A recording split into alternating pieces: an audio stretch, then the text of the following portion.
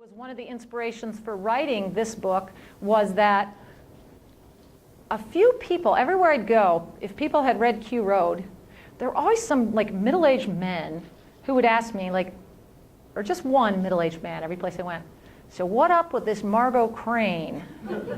Why is she living in a boat on the river? And I'd be like, I don't know. That's not my concern. I just want to have her there.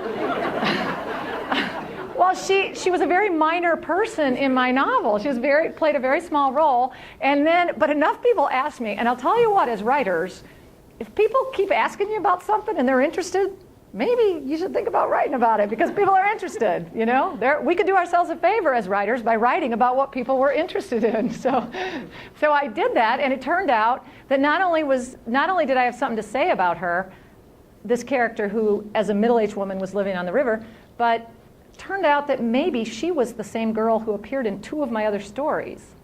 And so the nice thing is that gave me 3 points to write around.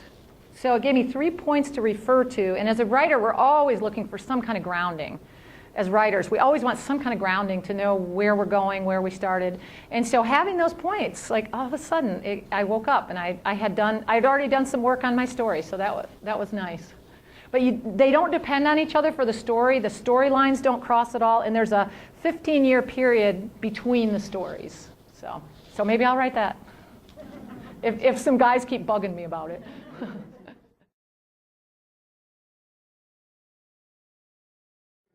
Yeah, no, he asked about those little circuses that show up. I haven't, like you'll suddenly get some notes about a circus coming to town.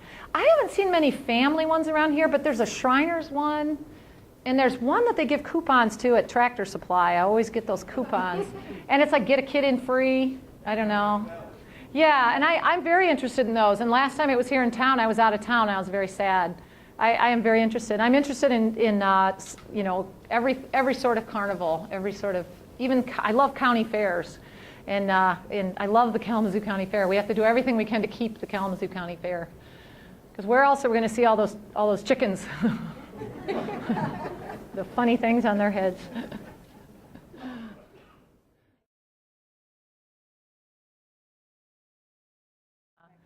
Okay, so she asked about my writing, like what are the, we could almost say the mechanics of writing, what are the things I do. I write 7 days a week. I write all morning, and I try to get up earlier, but I'm 48 now.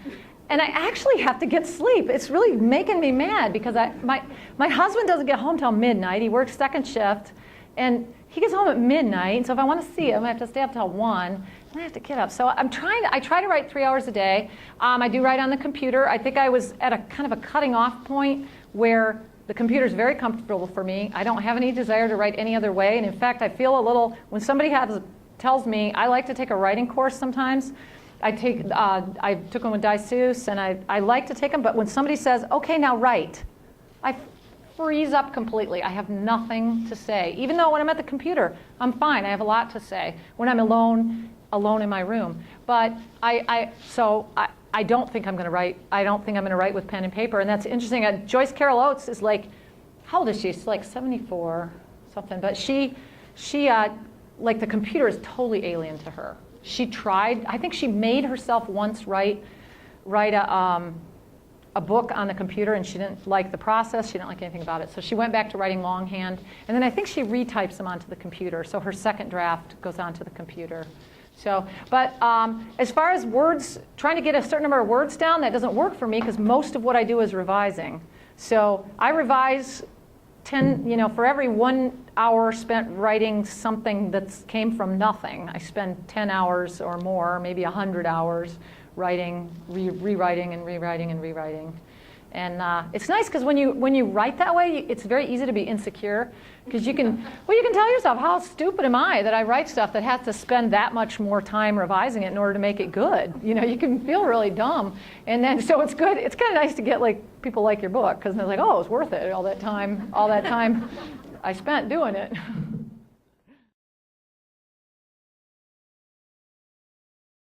Yeah, what is the effect of having critical praise? It's such a weird thing. I never thought I'd have it. I never intended to have it. I thought that writers just struggled thanklessly forever. And we were lucky to grab whatever scraps we could. And that's why, if you're going to invite writers and you want just put free food out. Writers can't turn down free food. I don't know what it is. Even here I am at the National Book Award thing, eating all this free food.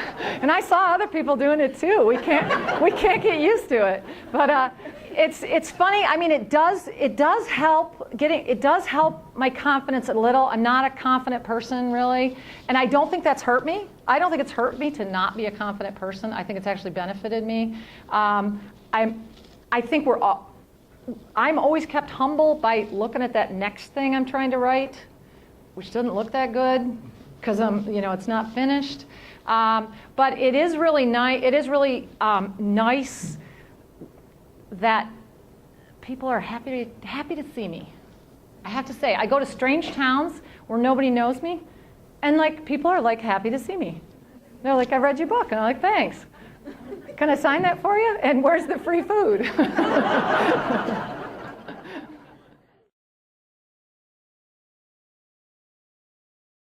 Oh, they're fabulous at Powell's. Powell's books is kind of like the most famous bookstore.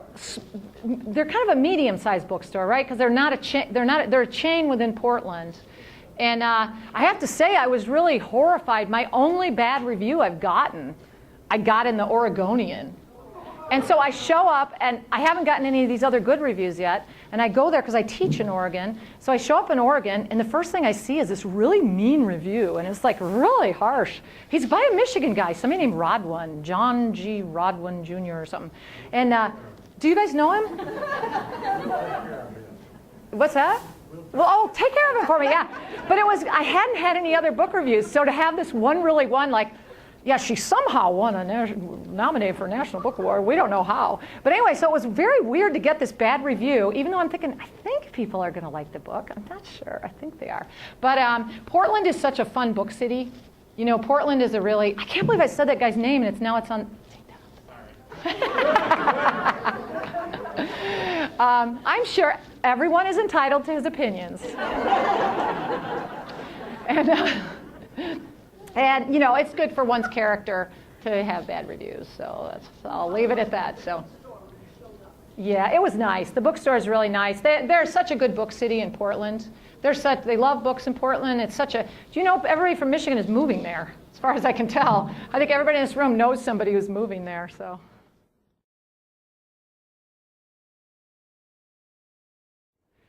I read everything. Right now I'm reading Robert Traver, Laughing Whitefish. Because I'm going to do an interview with somebody at Michigan Radio. They're trying to talk about Michigan writers. And so I'm trying to remember all my favorite kind of Michigan books.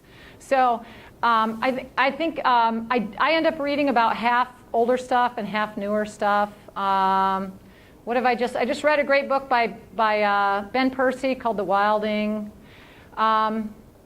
I don't know. I guess it's funny. People ask who my favorite authors are, and I kind of like a lot of people. But I don't know. I guess I love Margaret Atwood.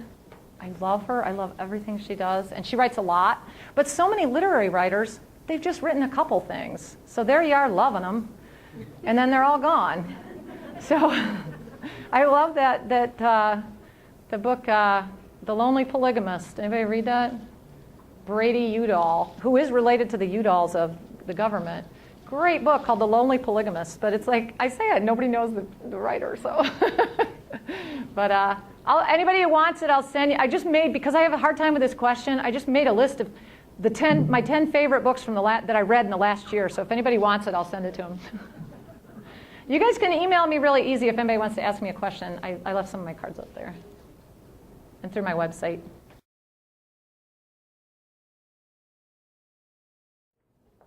Yeah, the revision process is just as mysterious as the process of creation, I think, because the process of creating from nothing is,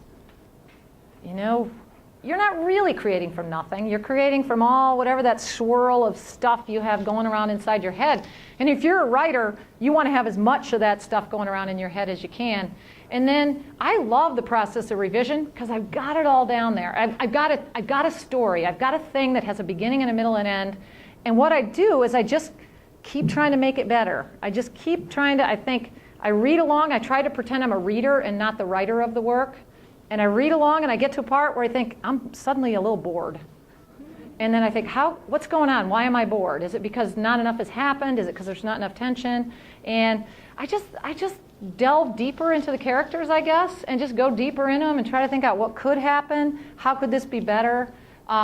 It's so mysterious. It's like if you were, in a way, it's like editing. Like if you were editing somebody else's story, you would have a way to continually make it better. You would just be like, can you tweak this a little bit? Maybe if you try to heighten the, maybe, she didn't just have her hand cut off, she had her whole arm cut off. I don't know, that's a good example.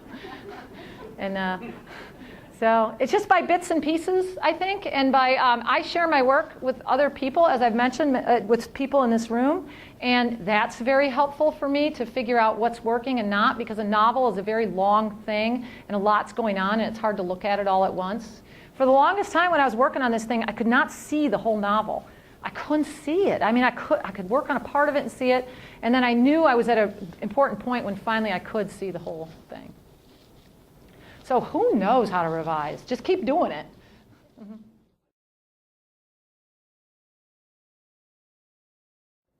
I love working with editors. I've never had a bad editor experience. I say that, I'll probably think of one. And then I'll give the name and exact place of exactly where that editor is. And no, I shouldn't say. I love working. I've never had a bad experience. It's funny. I've worked with editors on magazines, and I guess I've been lucky in that respect. I've never been forced to do something I didn't want to do.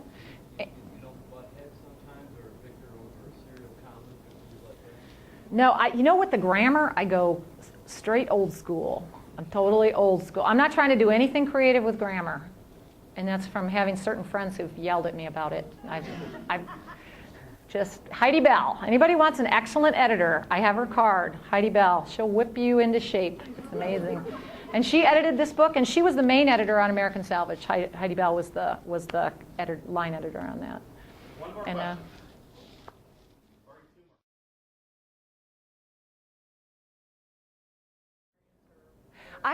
I'm very interested in looking for trouble. I think as writers, we do look for trouble because we see a lot of stories around us that are peaceful, happy.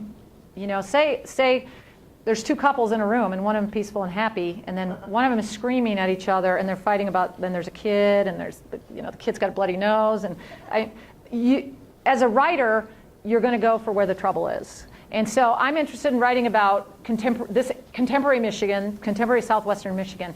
And so those are the places I'm going because I see in the newspaper there's violence. I know from people who are on the edges of I call it my tribe, my people that I know. And there's all kinds of people on the edges of that who are making meth or doing meth or involved in altercations. And I read the newspaper, and there's a lot going on. There's a lot going on trouble-wise, and I guess those sorts of troubles, I'm interested in the way that people are dealing with their economic troubles in Michigan, because I think we're going through an interesting period of time where suddenly a whole group of people who used to have an important place in society no longer have any place, and these would be factory workers, or perhaps even newspaper writers, now that I think of it. There's all kinds of people who used to have a place and don't anymore. And it's very interesting to me to see what that is resulting in. And I think a lot of things that are happening with drugs are a direct result of unemployment. And it's interesting to me. And I think that all of us who are writers should be figuring out what really interests us and what interests us enough to keep us awake at night, to make us worry, to make us care. About the human beings involved, and that's where you want to go as a writer. So.